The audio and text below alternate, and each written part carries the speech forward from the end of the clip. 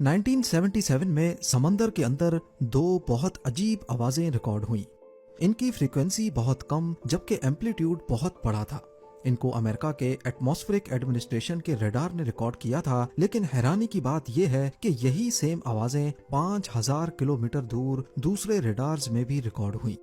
Calculations के बाद इन आवाजों की लोकेशन का अंदाजा लगाया गया तो मालूम पड़ा कि ये साउथ पैसिफिक ओशन के एक इंतहाई रिमोट एरिया में समंदर के अंदर जनरेट हुई थी। उस वक्त इन आवाजों को ब्लूप का नाम दिया गया और इन पर रिसर्च शुरू कर दी गई कि आखिर ये खौफनाक आवाजें किस चीज की थी। जाहिरी तौर पे ये आवाजें किसी बहुत बड़ी चीज की होनी चाहिए थी, लेकिन समंदर के इस हिस्से में ऐसा कुछ भी नहीं मिला। कई सालों तक यही समझा जाने लगा कि समंदर के इस हिस्से के नीचे कोई बहुत बड़ा देव क्रिएचर रहता है, लेकिन 2012 के बाद national oceanic and atmospheric administration ने अपना स्टांस बदल कर कहा कि 1977 में रिकॉर्ड होने वाली आवाजें ग्लेशियल मूवमेंट यानी ग्लेशियर्स के हिलने की वजह से जनरेट हुई थी। पर सच्चाई क्या है इसके बारे में अभी तक कोई नहीं जान पाया। पर जिस पॉइंट पे ये आवाज रिकॉर्ड हुई थी वहां आज एक बहुत ही अनोखा काम किया जाता है। साउथ पैसिफिक ओशन के ठीक इस पॉइंट पर समंदर का वो हिस्सा मौजूद है जिसकी चारों साइड्स पर हजारों मील तक जमीन का कोई भी हिस्सा नहीं है। इसको ओशियानिक पोल के साथ साथ पॉइंट नीमो भी कहते हैं।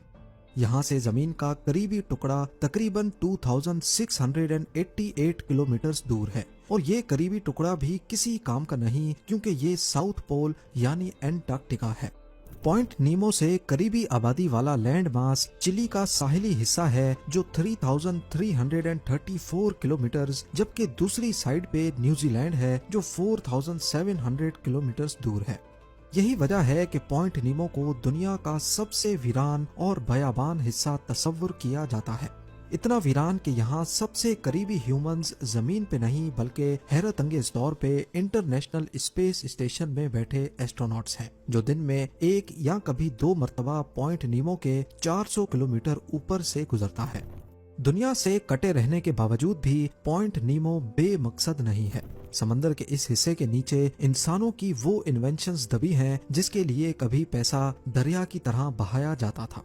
जी हाँ, पॉइंट नीमो कब्रिस्तान है टूटी हुई सैटेलाइट्स, स्पेस क्राफ्ट्स और रॉकेट्स के टुकड़ों का।